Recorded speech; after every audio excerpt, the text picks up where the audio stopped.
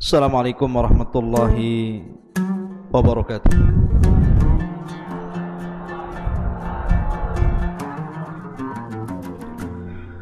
Bihamdillah wassalatu wassalamu ala rasulillah wa ala alihi wa sahbihi wa mawalah wa la hawla wa la quwata illa billahi wa ba'd. Pembahasan di malam hari ini kita akan membahas siapa Abu Bakar Siddiq radhiyallahu anhu. Bagaimana dia bisa masuk Islam,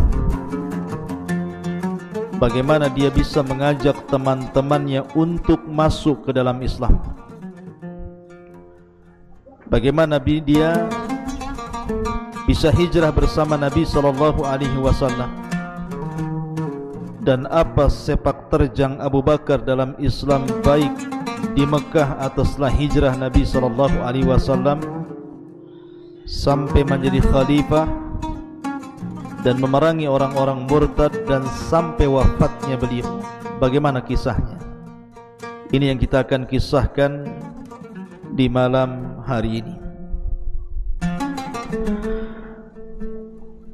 Abu Bakar Siddiq radhiyallahu anhu namanya bukan Abu Bakar, tapi namanya Abdullah ibnu Uthman ibn Amir al-Quhafah. Abdullah ibn Uthman ibn Amir al-Quhafah at-Taimi dari Bani Taim. Karena Khulafaur Rasyidin ini berbeda-beda kabilah. Abu Bakar dari Bani Taim, Umar dari Bani Adi, kemudian Utsman dari Bani Umayyah, kemudian Ali dari Bani Hashim. Walaupun semuanya di bawah naungan kabilah Quraisy. Bagaimana masa kecil Abu Bakar Siddiq radhiyallahu anhu? Ma'asyiral muslimin wal muslimat rahimani wa rahimakumullah. Abu Bakar itu tidak pernah mengenal menyembah berhala. Walaupun di zaman itu agama orang-orang musyrik Arab Quraisy itu mereka penyembah berhala. Padahal dulunya Arab itu agama tauhid di atas agama Ibrahim. Tapi setelah datang seorang laki-laki namanya Amr bin Luhai Al-Khuzai, Amr ibn Luhai, dialah yang merubah agama tauhid menjadi agama kesyirikan. Amr ibn Luhai inilah yang membawa patung dari Syam, dan patung yang dibawanya pertama kali namanya Hubal, yang kemudian diletakkan di Ka'bah. Dialah yang pertama merubah agama Ibrahim menjadi agama penyembah berhala. Amr ibn Luhai al-Khuzai.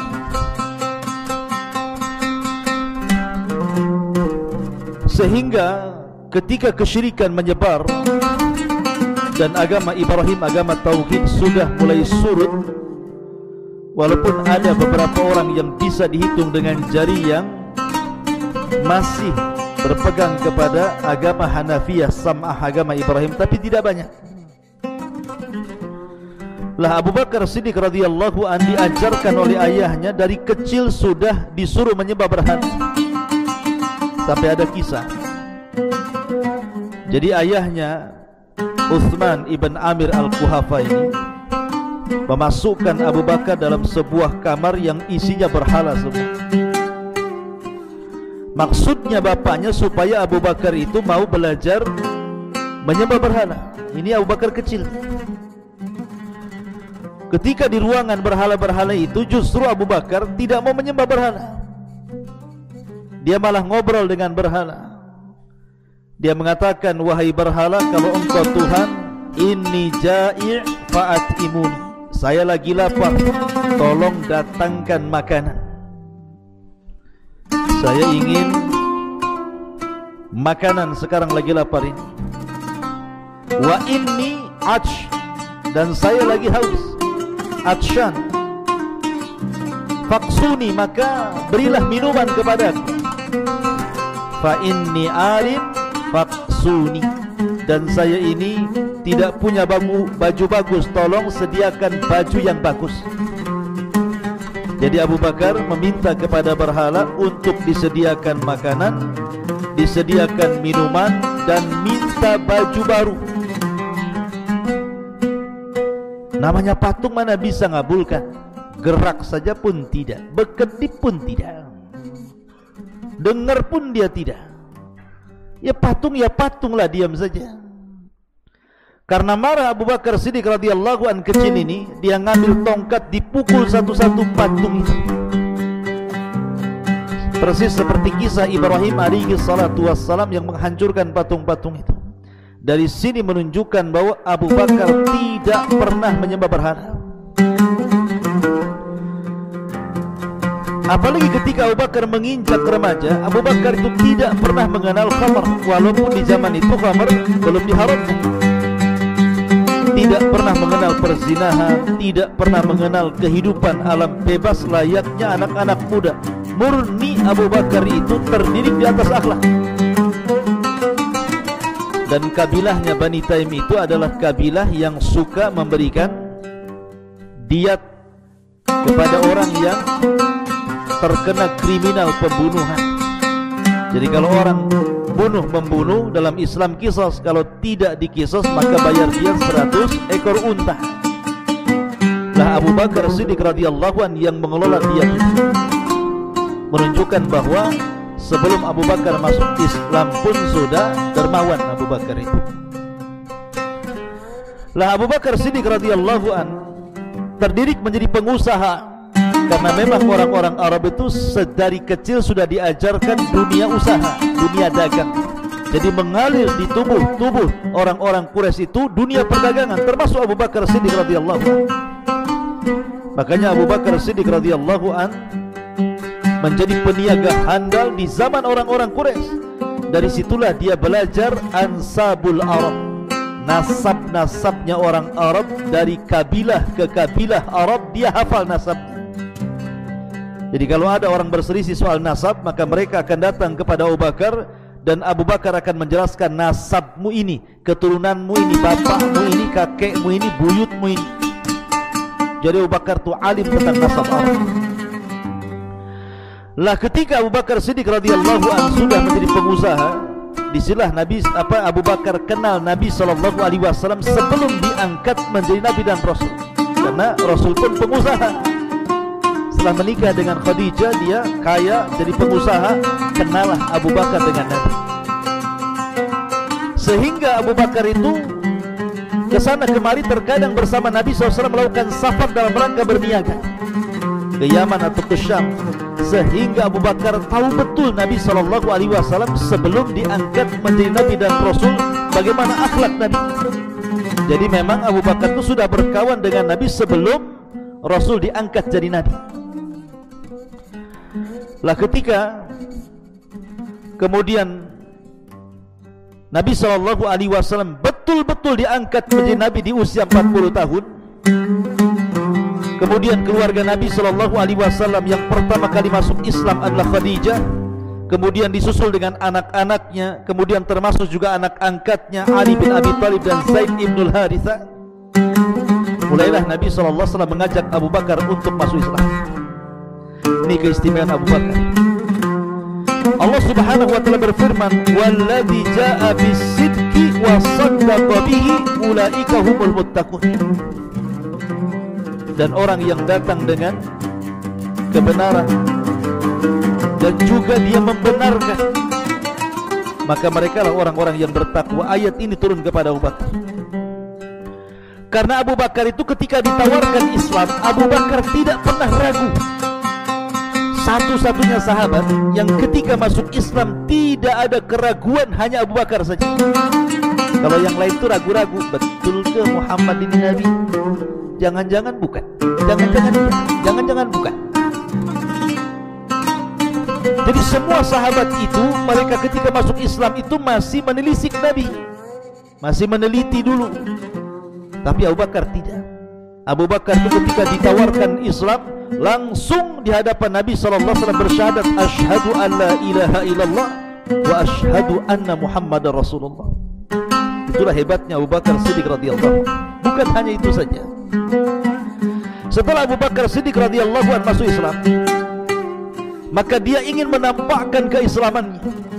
Makanya Abu Bakar itu dikenal dengan awal khatib, awal dai, awal pendakwah setelah Nabi SAW, sebelum ada sahabat yang berdakwah. Ketika Nabi SAW di permulaan dakwah, belum banyak orang yang mengikuti Islam. Rasul itu mendakwai orang pasar. Rupanya di pasar itu ada orang yang paling celaka dari orang-orang celakanya Quraisy itu.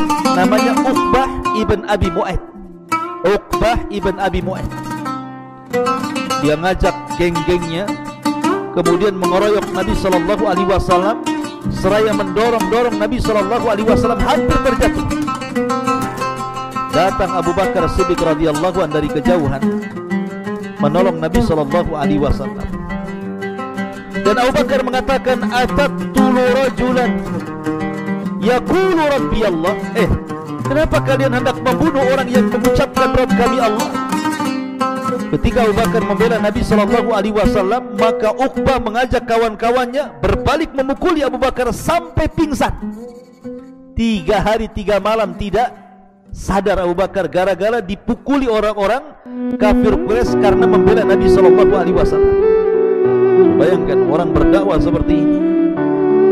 Kalau sekarang ada dai dipukuli, resign jadi dai. Ini Abu Bakar Siddiq radhiyallahu an betul-betul membela Nabi SAW sampai ketika siuman.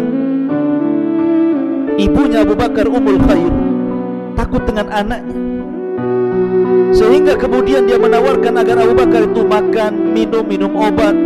Tapi Abu Bakar tidak mau. Dan kalimat yang pertama kali diucapkan dari siuman, apa kata Abu Bakar? Mahalun Nabi SAW. Bagaimana kondisi Nabi? Karena sebelum pingsan Abu Bakar, ketika itu kondisinya sedang membela Rasul dan Rasul sedang dikeroyok. Maka yang pertama kali diucapkan, kaifa halun Nabi? Bagaimana kondisi Nabi? Ibunya tidak tahu siapa Nabi yang dimaksud Abu Bakar Siddiq radhiyallahu anhu. Akhirnya kemudian Abu Bakar minta kepada Ummul Khair ibunda dan juga budaknya Ummu Jamil supaya dipapahnya Abu Bakar ke rumah Nabi SAW. Setelah berjumpa dengan Rasul, maka Abu Bakar senang karena Rasul tidak ada apa-apa, maksudnya sehat-sehat saja. Maka Abu Bakar pun senang sekali melihat kondisi Rasul. Kata Abu Bakar kepada ibunya, wahai ibunda, ini Rasulullah, masuklah kau ke dalam Islam. Maka disitulah Ummul Khair kemudian masuk Islam pertama dalam keluarga Abu Bakar setelah Abu Bakar Siddiq radhiyallahu anhu, kemudian disusul dengan kerabat-kerabatnya. Makanya ini keistimewaan Abu Bakar, tidak ada yang seluruh keluarganya masuk Islam di zaman itu kecuali keluarga Abu Bakar. Ibunya masuk Islam, ayahnya masuk Islam, seluruh anaknya masuk Islam, cucunya juga masuk Islam, kerabat-kerabatnya masuk Islam. Tidak ada satu keluarga yang masuk Islam kecuali keluarga Abu Bakar. Dan ini keistimewaan Abu Bakar luar biasa. Kalau yang lain kadang-kadang suaminya masuk Islam, istrinya tidak, orang tuanya masuk Islam, anaknya tidak, anaknya masuk Islam, orang tuanya tidak. Tapi Abu Bakar mengajak semua keluarganya. Dan ini misdak firman Allah Azza wa Jalla, qu anfusakum wa ahlikum nar. Jaga diri kalian dan keluarga kalian dari api neraka, seperti Abu Bakar Siddiq radhiyallahu anhu. Nah, ketika Abu Bakar Siddiq radhiyallahu anhu sudah mulai berdakwah kembali, maka Abu Bakar melihat banyak budak-budak yang lemah itu disiksa. Dia melihat Abdullah ibn Fuhairah, budak disiksa. Dia melihat Sunairah disiksa. Dia melihat Bilal disiksa. Dia melihat Khabbab disiksa. Maka Abu Bakar Siddiq radhiyallahu anhu perhatikan kenapa mereka disiksa. Rupanya budak-budak ini disiksa karena mereka masuk ke dalam agama Rasul. Maka Abu Bakar tidak tahan dan kasihan dengan mereka. Akhirnya kemudian Abu Bakar pun memerdekakan Abdullah ibn Fuhairah, memerdekakan Sunairah, memerdekakan Bilal ibn Rabah, memerdekakan budak-budak yang lainnya. Sampai budak yang dimerdekakan Abu Bakar itu mencapai 10 budak di zaman permulaan Islam. Ini ayahnya bingung sama Abu Bakar. Ayahnya kan masih kafir, belum masuk Islam. Karena ayahnya masuk Islam ketika Fatu Mekah. Dia mengatakan, wahai anakku Abu Bakar, kalau kau ingin memerdekakan, carilah budak-budak yang kuat supaya bisa membelamu. Masa budak-budak yang lemah kau merdekakan? Buat apa, katanya. Tapi Abu Bakar Siddiq radhiyallahu an mematahkan hujah ayahnya Abu Quhafah dan mengatakan, a'taqtuhum liwajhillah.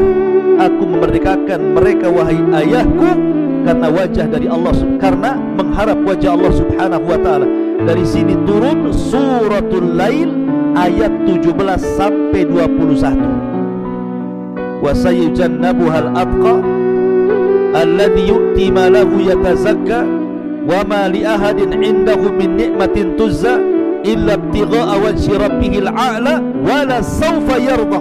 Ayat ini turun kepada Abu Bakar, dan Allah akan menjauhkan Abu Bakar dari api neraka karena dia sudah menginfakkan hartanya untuk membersihkan jiwa, dan dia tidak ingin mendapatkan balasan kecuali dari Allah Subhanahu wa taala, dan kelak Allah akan menerima dan meridai Abu Bakar Siddiq radhiyallahu anhu, dan dia akan mendapatkan keridhaan itu. Wala saufa yarda.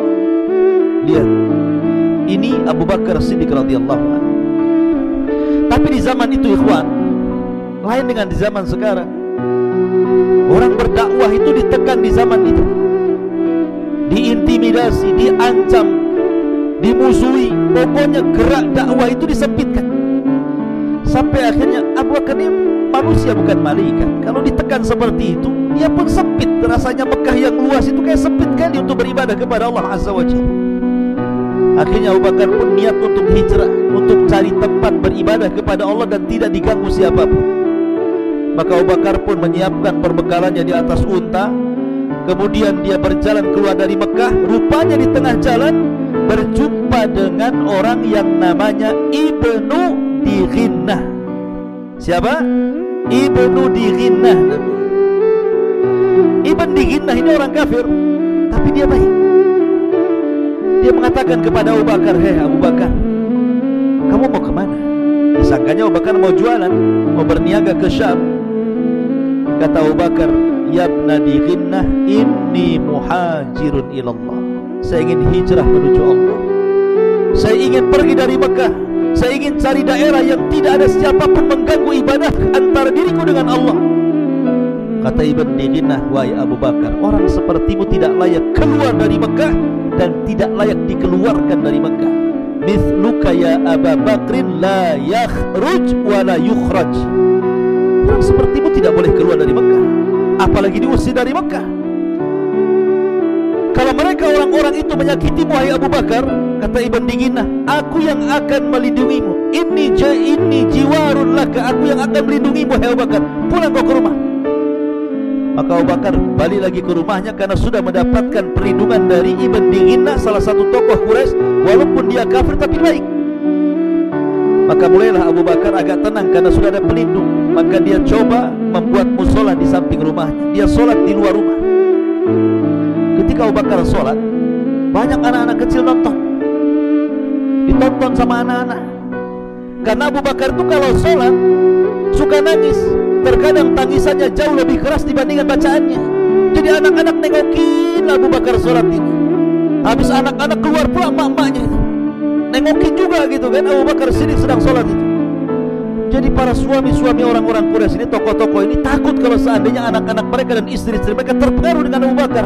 Datanglah mereka kepada Ibnu Dighinnah yang melindungi Abu Bakar dan mengatakan, ya Ibnu Dighinnah, bilanglah sama Abu Bakar itu jangan sholat di luar rumah. Nanti anak-anak kami terpengaruh, istri-istri kami terpengaruh. Maka kemudian Ibnu Dighinnah coba ngomong baik-baik sama Abu Bakar, wahai Abu Bakar, tolonglah, orang-orang Quraisy menekan saya, sholatlah dalam rumah, jangan sholat di luar rumah. Kata Abu Bakar, baik, kalau begitu saya akan sholat di dalam rumah. Maka Abu Bakar pun sholat dalam rumah. Hanya selang 10 hari Abu Bakar keluar lagi, sholat di luar lagi. Banyak lagi anak-anak mama nengok itu. Akhirnya orang-orang musyrik geram lah kan gitu. Datang lagi kepada Ibnu Dighinnah, ya Ibnu Dighinnah, sudahkah kami kasih tahu suruh Abu Bakar sholat dalam rumah, ngapain dia sholat di luar rumah? Akhirnya kuna Ibnu Dighinnah datang lagi kepada Abu Bakar, merengek-rengek agar Abu Bakar jangan sholat di luar rumah. Tetapi Abu Bakar mengatakan, tidak, saya tetap akan sholat di sini. Maka kata Abu Bakar Siddiq radhiyallahu anhu, kalau lantaran ini kau berat denganku karena kau sudah memberikan perlindungan kepadaku, aku lepaskan perlindunganmu kepadaku. Kata Ibn Diginna, kalau aku tidak melindungimu, orang-orang itu menyakitimu, lalu siapa yang akan melindungimu? Maka Abu Bakar mengatakan, inni jiwarun ilallah, aku punya pelindung Allah subhanahu wa ta'ala. Idza pergi kau ya Ibn Diginna. Lihat bagaimana Abu Bakar Siddiq radhiyallahu anhu ketangguhan. Makanya ketika Ali radhiyallahu anhu menjadi khalifah di Kufah, Ali ditanya, ya khalifatul Islam, wahai Ali, siapa asya'un nas, orang yang paling berani di zaman Nabi SAW itu? Karena Ali itu kan pemberani orangnya, disangkanya Ali akan mengatakan saya. Rupanya Ali mengatakan Abu Bakar orang yang paling berani, katanya. Kemudian Ali menceritakan bagaimana Abu Bakar keberaniannya ketika membela Rasul sampai dipukuli sampai pingsan. Kata Ali radhiyallahu anhu, aku tidak pernah melihat orang seberani Abu Bakar Siddiq radhiyallahu anhu. Memang orangnya berani Abu Bakar. Padahal Abu Bakar itu kurus, kalau pakai celana itu melorot terus. Karena kurus, ya, makanya kadang-kadang dia isbal, ditarik lagi gitu ya. Maka Abu Bakar takut kalau dia termasuk orang sombong. Rasul, apakah saya termasuk orang sombong karena saya ini kurus gitu? Kadang-kadang kalau lupa dia mengangkat sirwalnya, kemudian melorot, tertutupilah mata kakinya sehingga jadi isbal. Tapi berusaha diangkat lagi. Apakah saya termasuk orang sombong wahai Rasul? Kata Nabi, bukan. Lasta minal khuyala, kau tidak termasuk orang sombong. Baik, ma'asyiral muslimin wal muslimat, santri ikhwan dan akhwat yang dimuliakan Allah Azza wa Jalla. Lah Abu Bakar Siddiq radhiyallahu anhu ketika dia sudah tidak tahan di Mekah, dia izin kepada Rasul, Rasul, kayaknya saya harus hijrah. Kata Rasul, tunggu dulu. Datang lagi Rasul, saya kayaknya harus hijrah. Kata Rasul, tunggu dulu. Karena ketika itu banyak para sahabat yang hijrah. Hijrah ke mana? Pertama hijrah ke Ethiopia, ke Habasyah. Dan para sahabat hijrah ke Ethiopia 2 kali. Baru terakhir ke Madinah 3 kali. Jadi hijrahnya para sahabat 3 kali. Ke Habasyah 2 kali, yang terakhir ke kota Madinah dan tidak pernah keluar dari Madinah.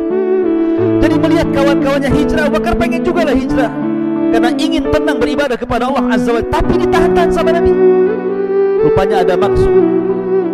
Ketika betul-betul Allah Subhanahu wa ta'ala izinkan Nabi SAW untuk hijrah dari Mekah ke Madinah, dan sudah Allah pilihkan kota Madinah tempat hijrah Nabi, tiba-tiba Rasul keluar di siang hari bolong ketika matahari terik, panas, kering, kelontang. Dia datang menemui Abu Bakar Siddiq radhiyallahu anhu, dan orang Arab jarang keluar di waktu itu karena panas. Di rumah Abu Bakar itu ada anaknya Abu Bakar, ada Aisyah, ada Asma, masih kecil-kecil.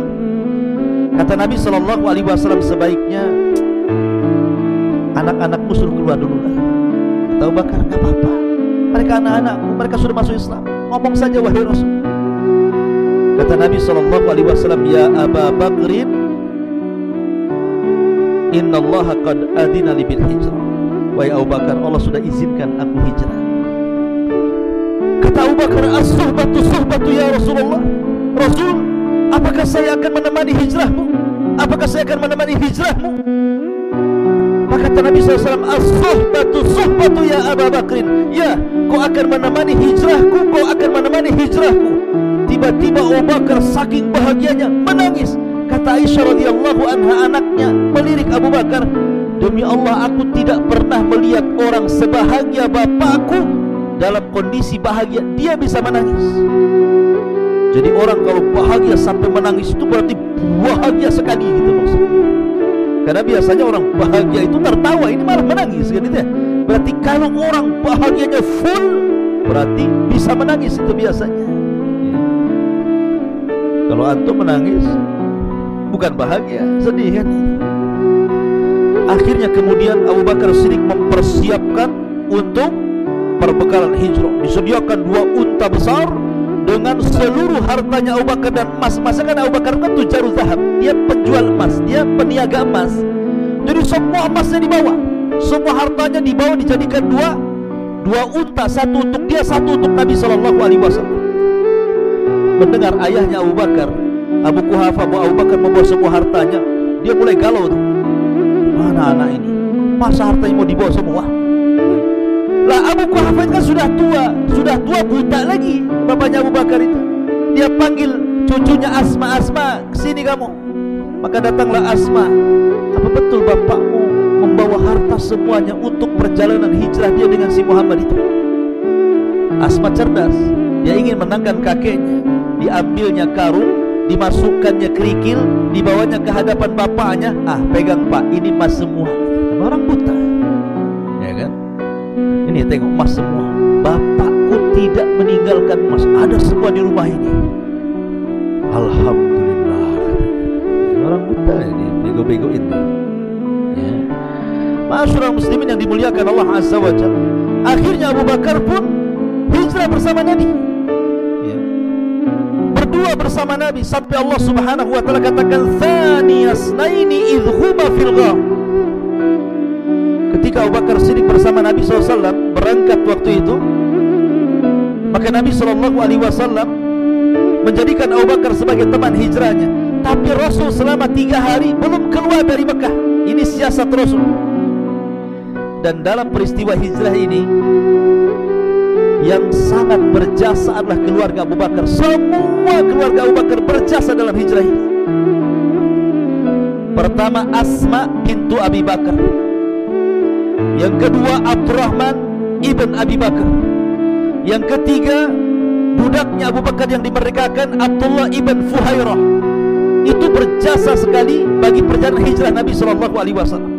Jadi Rasul itu punya siasat, dan Abu Bakar tidak langsung berangkat ke Madinah, tetapi sengaja bersembunyi di Mekah selama 3 hari, biar orang-orang Mekah menyangka bahwa Rasul dan Abu Bakar sudah berangkat ke Madinah, sehingga mereka mengejar ke Madinah.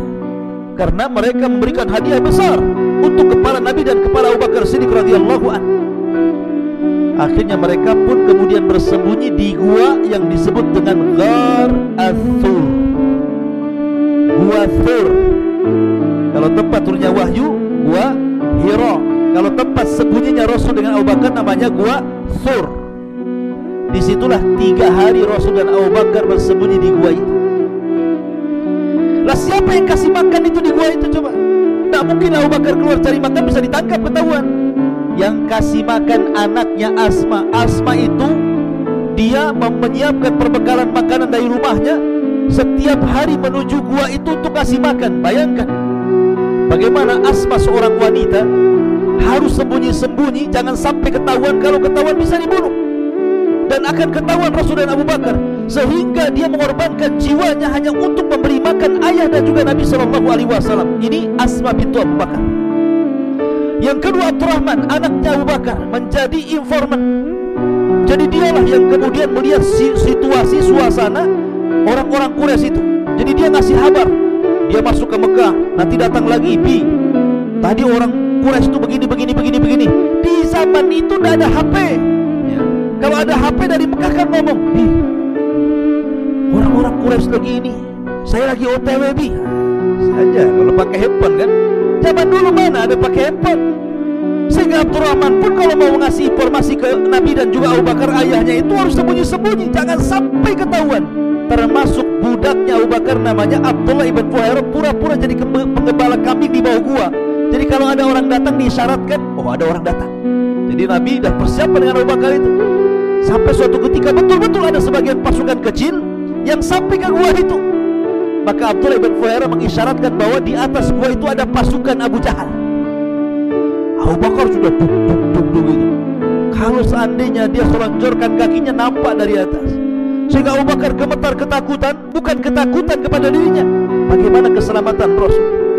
Tapi Rasul tenang, justru menenangkan Abu Bakar Siddiq dan mengatakan, ya Abu Bakrin la tahzan, innallaha ma'ana. Abu Bakar jangan sedih, jangan takut, Allah sama kita. Kalau Allah sama kita, apa yang harus takut lagi? Tak perlu takut kecuali kepada Allah Subhanahu wa ta'ala. Baru setelah 3 hari, maka Nabi SAW dan Abu Bakar menggunakan khirrit. Khirrit itu artinya penunjuk jalan. Namanya Abdullah ibn Uraikid. Catat, Abdullah ibn Uraikid.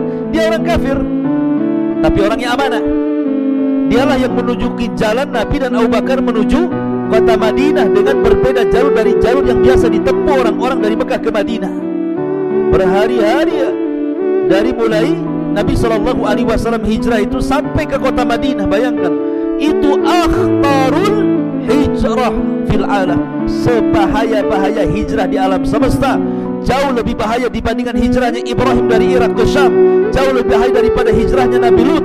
Jauh lebih bahaya dibandingkan hijrahnya Nabi Musa dari Mesir ke Palestina. Pokoknya hijrahnya Nabi itu disebut akhtarul hijrah, sebahaya-bahaya hijrah. Tidak ada yang lebih bahaya dibandingkan hijrahnya Nabi dan Abu Bakar. Di tengah jalan habis bekal, pengen minum, pengen makan. Berjumpalah sebuah tenda di tengah padang pasir. Rupanya pemilik tenda itu namanya Ummu Ma'bad. Suaminya lagi nggak ada, lagi pergi. Maka Abu Bakar dan juga Rasul singgah di kemahnya Ummu Ma'bad itu. Karena tengok kambingnya kurus-kurus, nggak ada yang bisa diperah gitu ya. Maka di sini tampak mujizat Nabi. Diambilnya kambing yang kurus telah diizinkan oleh Ummu Ma'bad, diusap susunya oleh Rasul, tiba-tiba penuh air susu sehingga ketika diperah banyak air susunya. Ini mujizat Rasul. Ya. Antum jangan coba-coba diusap-usap susu kambing, nggak akan air susunya itu. Karena tidak punya mujizat. Rasul punya mujizat. Akhirnya setelah penuh, Rasul menawarkan Abu Bakar, "Ishrab ya Abu Bakr." Minum wahai Abu Bakar. Kata Abu Bakar, "Bal ishrab anta ya Rasulullah." Bahkan engkau yang minum wahai Rasul. Maka Rasul minum. Kata Abu Bakar, "Minum lagi wahai Rasul." Minum lagi Rasul. Minum lagi sampai 3 kali. Apa kata Abu Bakar?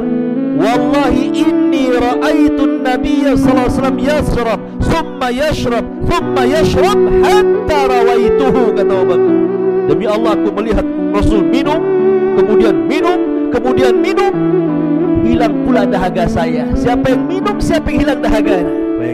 Nabi yang minum, dia yang hilang dahaganya. Karena cintanya kepada Nabi SAW. Kalau kita nengok orang minum kan, klek klek klek klek, kapan bagian saya, kapan bagian saya, kan itu ya. Ini Abu Bakar, aku melihat Rasul minum, minum, minum sampai aku hilang hausnya, katanya. Luar biasa Abu Bakar Siddiq radhiyallahu anhu. Sampai akhirnya Abu Bakar pun sampai di kota Madinah. Masyarul muslimin wal muslimat, santri ikhwan dan akhwat yang dimuliakan Allah Azza wa Jalla. Sesampainya di kota Madinah, maka Abu Bakar Siddiq radhiyallahu anhu memainkan peran dakwah. Memainkan peran dakwahnya di kota Madinah.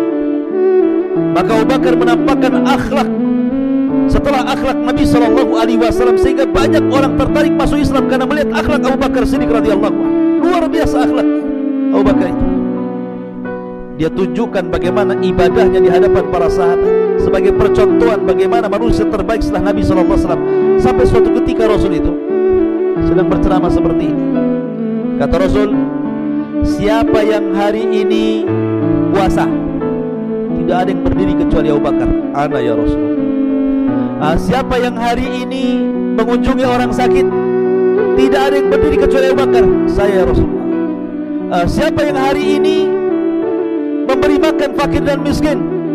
Tidak ada yang berdiri kecuali Abu Bakar. "Saya ya Rasulullah." Kata Rasul, "Siapa yang hari ini mengikuti jenazah?" Tidak ada yang berdiri kecuali Abu Bakar. Subhanallah, dalam satu hari Abu Bakar berpuasa, memberi makan fakir miskin, mengunjungi orang sakit, mengantarkan jenazah ke kuburan.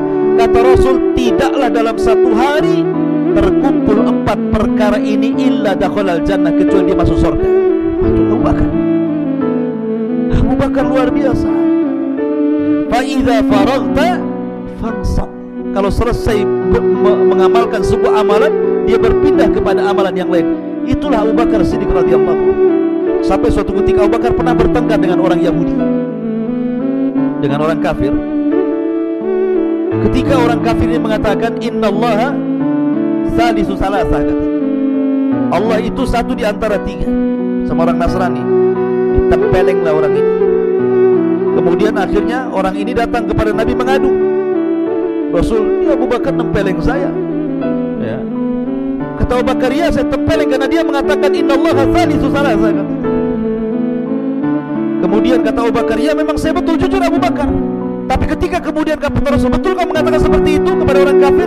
"Enggak, saya enggak mengatakannya." "Bohong dia, karena tidak ada saksi masalahnya." Dari situ Abu Bakar merasa dizalimi. Tetapi Allah Subhanahu wa taala mendengar kasus ini, sehingga Allah turunkan ayat, "Qad sami Allahu qaulal ladzina qalu inna innallaha thalithu thalatha. Sungguh Allah telah mendengar orang yang mengucapkan kalimat sesungguhnya Allah satu di antara tiga Tuhan. Ma'asyiral muslimat, ma'asyiral muslimin ya wal muslimat rahimani wa rahimakumullah. Baik, kemudian kisah Abu Bakar juga. Abu Bakar itu, ikhwan, kebiasaan dia adalah suka bersedekah. Sampai suatu ketika Umar itu cemburu dengan Abu Bakar. Gimana caranya supaya amalan saya bisa mengejar amalan Abu Bakar? Jadi ketika ada perang Tabuk nih, perang Tabuk itu kan tidak bisa ditempuh jalan kaki, apalagi lawannya Romawi, masalahnya harus pakai kuda pacu. Sementara pasukan miskin tidak punya kuda. Maka Nabi SAW berceramah tentang pentingnya infak. Kata Umar, ini kesempatan saya menandingi Abu Bakar. Datang dia kepada Rasul. Rasul, aku punya separuh harta, ku infakkan hartaku di jalan Allah, ambil. Kata Nabi SAW, ya Umar, wa ma abqaita li ahlik. Lalu apa yang kau sisakan kepada keluargamu? Kata Umar, tenang Rasul, masih separuhnya lagi ada. Disangkanya Umar itu sudah menang. Dia sudah menafkahkan separuh hartanya. Saya hari ini bisa mengejar kebaikan Abu Bakar. Rupanya esok hari Abu Bakar datang kepada Rasul dan mengatakan, ya Rasulullah, semua hartaku ambil. Kata Rasul, ya Abu Bakr, ma abqaita li ahli. Abu Bakar, kalau kau infakkan semua hartamu, nanti apa nasib keluargamu? Kata Abu Bakar, mungkin kalimat ini biasa bagi dia, tapi luar biasa bagi kita. Abqaituhum lillahi wa lirrasul. Aku sisakan mereka kepada Allah dan Rasulnya. Kata Umar, aduh, kalah lagi aku. Disangkanya Umar menang untuk menandingi Abu Bakar. Sampai suatu ketika Nabi SAW berjalan nih, Rasul, Abu Bakar, Umar pulang dari safar. Tiba-tiba kemudian lewat di Masjid Nabawi. Kemudian di balik tembok itu, di balik dinding itu ada orang yang ngaji. Rupanya yang ngaji itu Abdullah bin Mas'ud radhiyallahu anhu yang kunyahnya Ibnu Ummi Abdin. Suara Abdullah bin Mas'ud sangat indah sekali. Tiba-tiba kata Abu Bakar, kata Rasul, tunggu dulu Abu Bakar, Umar, kita dengarkan dulu, ini suara siapa yang ngaji? Indah sekali suaranya Abdullah bin Mas'ud itu.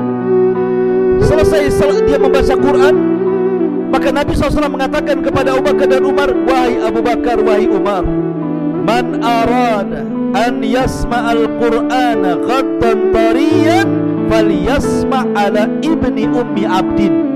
Abu Bakar, Umar, kalau engkau ingin mendengar bagaimana suara Al-Quran saat diturunkan Jibril kepadaku, aku dengar suaranya Ibnu Ummi Abdin, maksudnya Abdullah bin Mas'ud.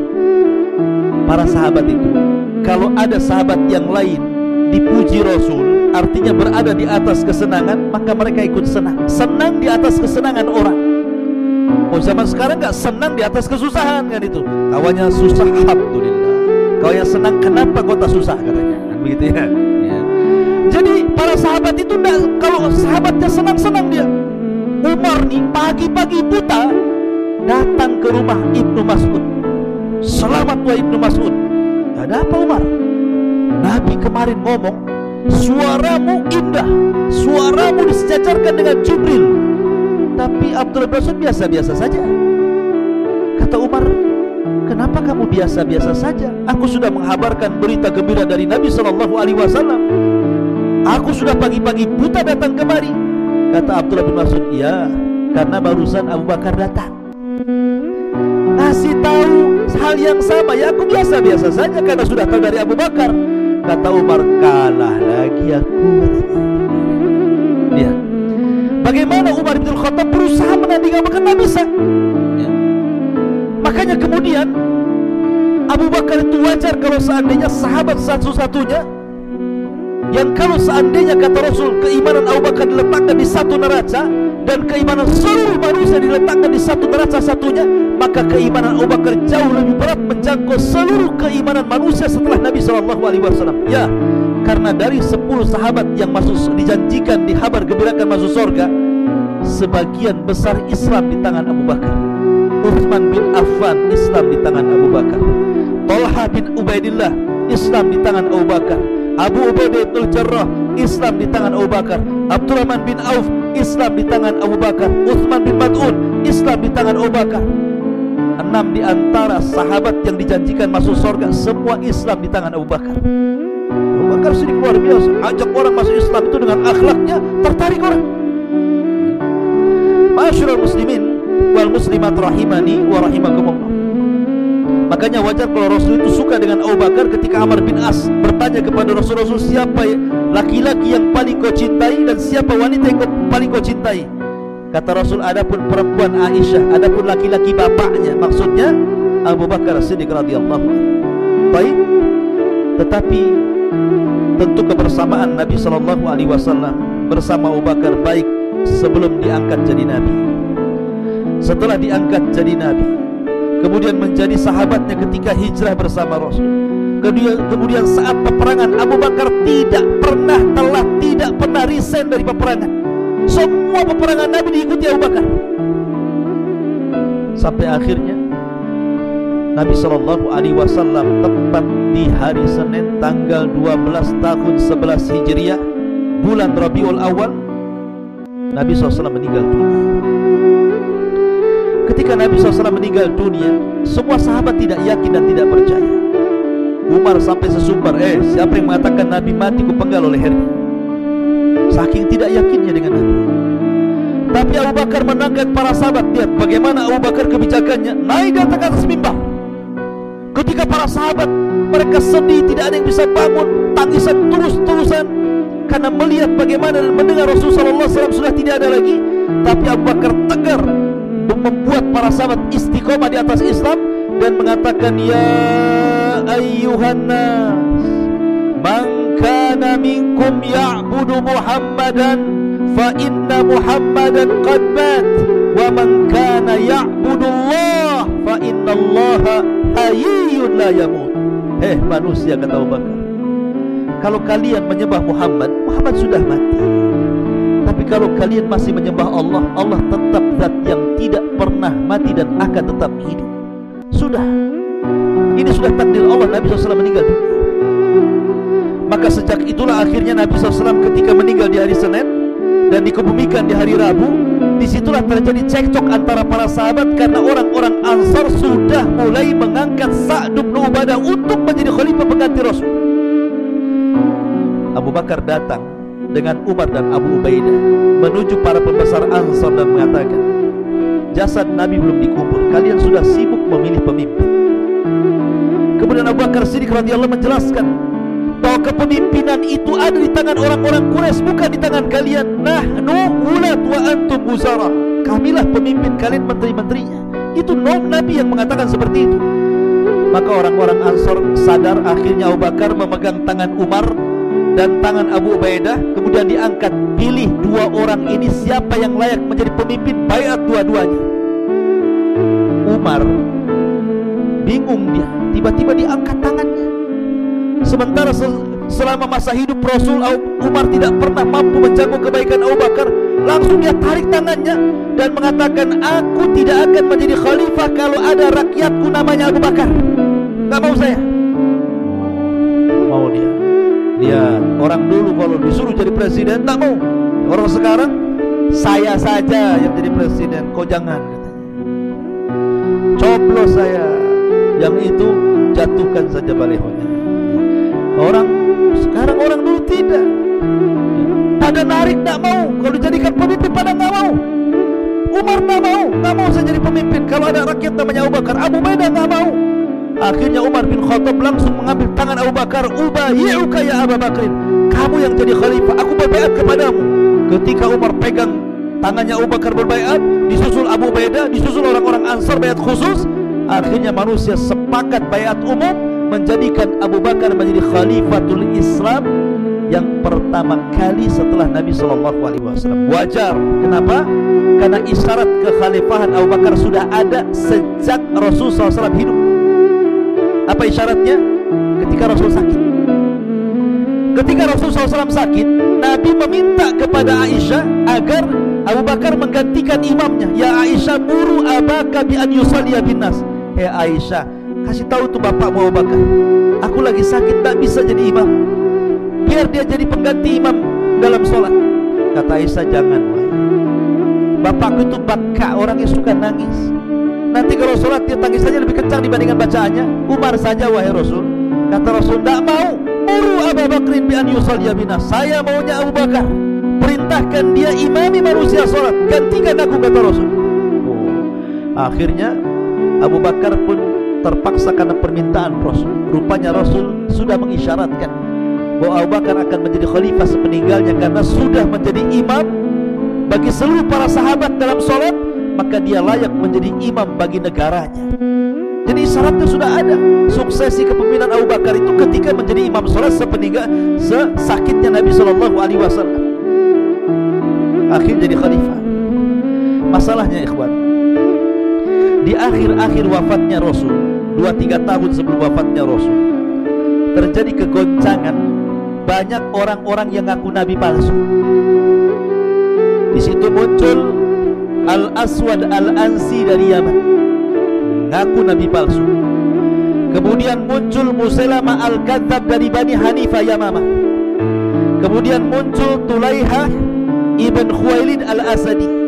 Kemudian muncul nabi perempuan lagi, ngaku-ngaku nabi perempuan, namanya Sajah bintul Harith. Jadi di akhir-akhir hayat Rasul bermunculan tuh nabi-nabi palsu. Kenapa muncul di akhir-akhir sebelum wafatnya Nabi coba? Karena di zaman periode Mekah sebelum hijrahnya Rasul, tidak ada orang berani ngaku nabi. Rasul itu selama di Mekah dan berdakwah, mengajak manusia ke dalam tauhid, tidak ada satupun orang yang ngaku nabi. Kenapa? Risikonya berat kalau ngaku nabi. Karena nabi saja bagaimana coba? Difitnah, dicaci, dimaki, diintimidasi, bahkan diancam akan dibunuh, macam-macam. Jadi orang takutlah ngaku nabi. Ketika periode Madinah juga sama, tahun pertama, tahun kedua, tahun ketiga, tahun keempat, kelima, keenam sampai ketujuh. Setelah Islam kuat, Mekah sudah dikuasai, Madinah sudah dikuasai, Islam sudah menyebar, Rasul diagungkan, dicintai. Oh, enak juga jadi nabi. Disitulah banyak orang ngaku nabi. Maka dari akhir-akhir Yaman, akhirnya muncul Al-Aswad Al-Ansi. Dari arah Jeddah, Yamamah Bani Hanifah, muncul Musailamah Al-Kadzab. Kemudian muncul lagi Tulaiha, muncul lagi Sajah bintul Harith. 4 nabi palsu muncul di zaman akhir-akhir hayat Nabi SAW. Ketika kehilafan Abu Bakar, inilah PR-nya Abu Bakar. Abu Bakar itu berkuasa tidak lama, 2 tahun, tapi tugasnya berat karena harus memerangi orang-orang murtad, karena banyak orang-orang yang ngaku nabi palsu. Pertama diperangi siapa? Pertama diperangi adalah Al-Aswad Al-Ansi. Mati akhirnya di Yaman. Dibunuh oleh siapa? Oleh saudaranya sendiri, oleh istrinya sendiri. Istrinya kan wanita soleha, bekerja sama dengan anak pamannya. Dibunuhnya suaminya karena ngaku nabi. Kemudian Tulaihah juga sama diperangi, tetapi dia tobat. Jadi ketika pengikutnya kalah, dia berangkat lari ke Irak. Kemudian dia tobat masuk Islam dan baik Islamnya. Kemudian juga yang perempuan itu yang ngaku nabi, namanya Sajah bintul Harith, juga sama, kabilahnya kalah, dia lari, kemudian dia tobat masuk Islam dan baik Islamnya. Yang paling bahaya itu Musailamah Al-Kadzab. Ini Musailamah Al-Kadzab ini paling bahaya karena pengikutnya banyak. Seluruh Bani Hanifah itu mengikuti Musailamah Al-Kadzab, bukan karena mereka yakin Musailamah nabi, tidak, karena bagi mereka walaupun pendusta dari Bani Hanifah lebih mereka cintai daripada orang jujur dari Bani Hashim. Makanya mereka fanatik kabilah. Dari situlah maka Abu Bakar mempersiapkan pasukan dipimpin Khalid ibn Walid untuk membunuh Musailamah Al-Kadzab dan menumpas seluruh para pengikutnya. Karena Musailamah Al-Kadzab ini, kawan,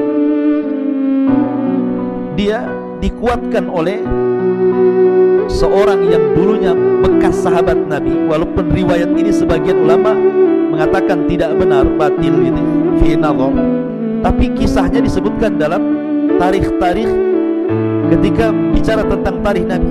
Jadi ada orang namanya Rajal ibn Anfawah. Rajal ibn Anfawah namanya. Rajal ibn Anfawah ini dia sahabat Nabi, konon seperti itu. Dia belajar Al-Quran dari Ubay bin Ka'ab, akhirnya menjadi penghafal Quran, hafal Quran, pakar Quran, dan orang soleh. Suatu ketika dia duduk bersama Abu Hurairah, bersama sahabat yang lainnya, hanya beberapa orang dari kalangan qurra ahli, pakar-pakar Quran dan juga yang lainnya. Kata Rasul, tiba-tiba mengatakan, di antara kalian, kata Rasul, ada yang giginya seperti gunung Uhud dan akan masuk jahanam. Abu Hurairah kaget, lirik-lirikan lah, siapa nih giginya kayak Jabal Uhud nih, kayak gunung Uhud nih. Karena Rasul mengatakan di antara kalian akan ada yang masuk jahanam dan giginya sebesar gunung Uhud, kata. Lirik-lirikan ya Abu Hurairah nih. Jangan kamu. Siapa ini? Sampai Abu Hurairah ketakutan. Rupanya yang dimaksud sabda Rasul adalah Rajal ibn Anfawah, karena satu majlis dengan Abu Hurairah. Dan dia dari Bani Hanifah, dari kabilahnya Musailamah al-Kadzdzab. Ketika Rasul mengutus dia untuk berdakwah kepada Bani Hanifah, dia bagus mengajarkan Quran macam-macam. Ketika Rasul sudah meninggal, Abu Bakar pun masih mengutus dia untuk menasihati Musailamah al-Kadzdzab. Ketika dia menasihati Musailamah al-Kadzdzab, dirayu sama Musailamah, wahai Rajal, kalau engkau mau mengatakan aku Nabi setelah Muhammad, ku berikan kau kedudukan menjadi wazir, menjadi menteri. Mikir menjadi menteri. Murtad dia. Akhirnya ikut Musailamah al-Kadzdzab, Rajal ibn Anfawah, padahal pakar Quran. Sekali lagi riwayat ini batil, cuman saya kisahkan sebagai pengetahuan, ya. Akhirnya kemudian Abu Bakar mengutus Khalid bin Walid untuk mengepung Musailamah al-Kadzdzab. Maka terjadilah pengepungan yang disebut dengan Hadiqatul Maut namanya, kebun kematian. Itulah kisahnya kematian Musailamah al-Kadzdzab. Karena Musailamah al-Kadzdzab ini sudah melampau, di zaman Nabi saja dia nyurati Nabi. Isinya, wahai dari Musailamah, dari Bani Hanifah tertuju kepada Muhammad SAW, nabinya ummiyin, katanya. Gini sajalah, aku nabi bagi daerahku, kau nabi bagi daerahmu, katanya. Kata Nabi SAW, aku tidak akan berikan kekuasaan kenabian, walaupun ketika itu Rasul pegang siwak, walaupun aku harus berikan siwak, saya tidak akan kasih siwak kepada dia.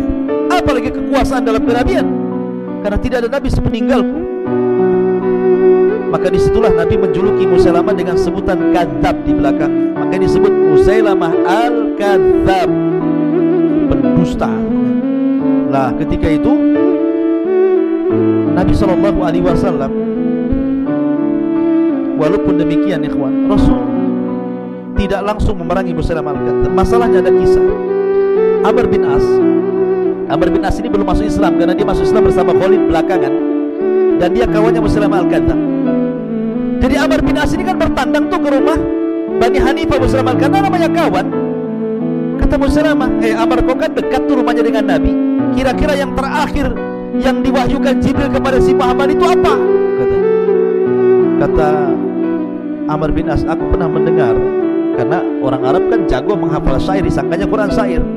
Yang pernah aku dengar yang terakhir kali adalah alam tara kaifa fa'ala rabbuka bi ashabil fil alam yaj'al qaidahum fi tadlil wa arsala alaihim taran ababil tarmihim bi hijaratin min sijil fajal kasmi maqul, kata.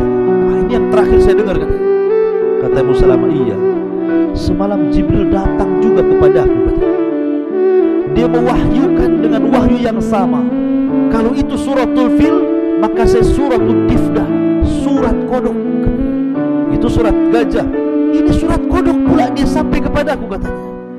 Kata Amr bin As, mana tuh surat kodok tuh, katanya.